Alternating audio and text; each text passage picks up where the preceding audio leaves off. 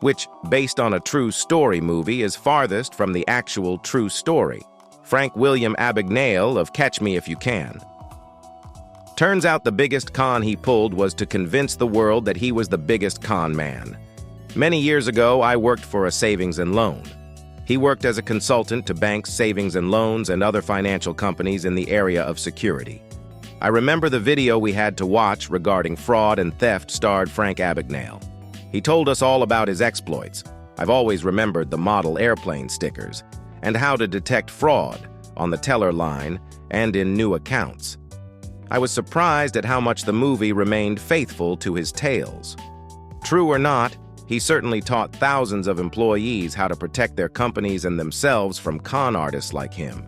Seriously, the dude conned so well he got Steven Spielberg, Tom Hanks, and Leo DiCaprio to make a movie about him. He wins. Is so amazing, right? He actually pulled a con that can never happen again. One day there will be a film of the making of that film and how they got conned.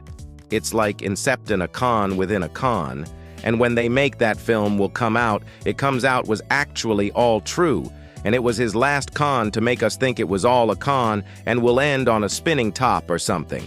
Captain Phillips. He wasn't a hero.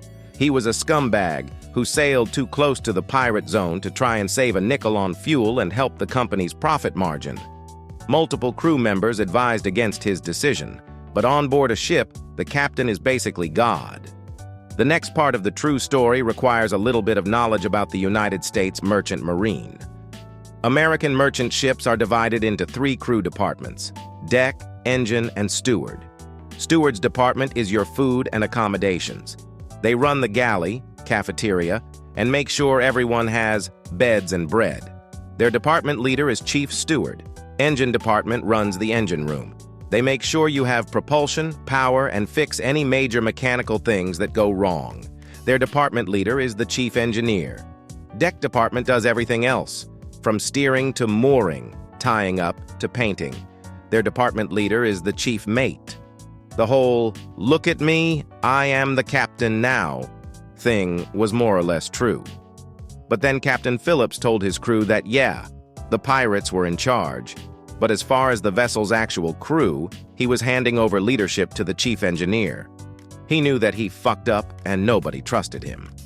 The chief engineer had more time on that ship and more time with that crew and was an actual leader. You might say that relinquishing command to his chief engineer was the one actual moment of true leadership in the whole chain of events. And it was omitted from the movie. Because Hollywood didn't want to explain all of this. And they wanted a simple hero. It was the chief engineer who rallied the crew and worked with the United States Navy to save the day. But most people don't know what a chief engineer is. So they made a movie about Captain Phillips, Bohemian Rhapsody. I'm old enough to remember the last few years of Queen with Freddie, and I was thoroughly confused during the movie.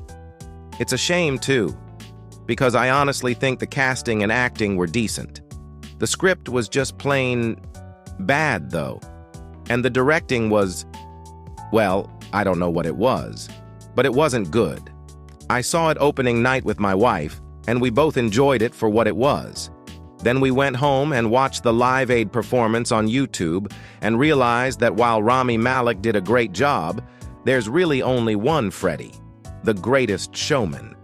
Obviously, it's not exactly a biopic, but they really sanitized and romanticized P.T. Barnum's life and left out all of the terrible, terrible things he did. The takeaway from Operation Red Wings and other SEAL shenanigans is that the most reliable way to get a Medal of Honor is to be a SEAL and fuck up so hard that the Navy brass recommends you for the MOH to cover it up.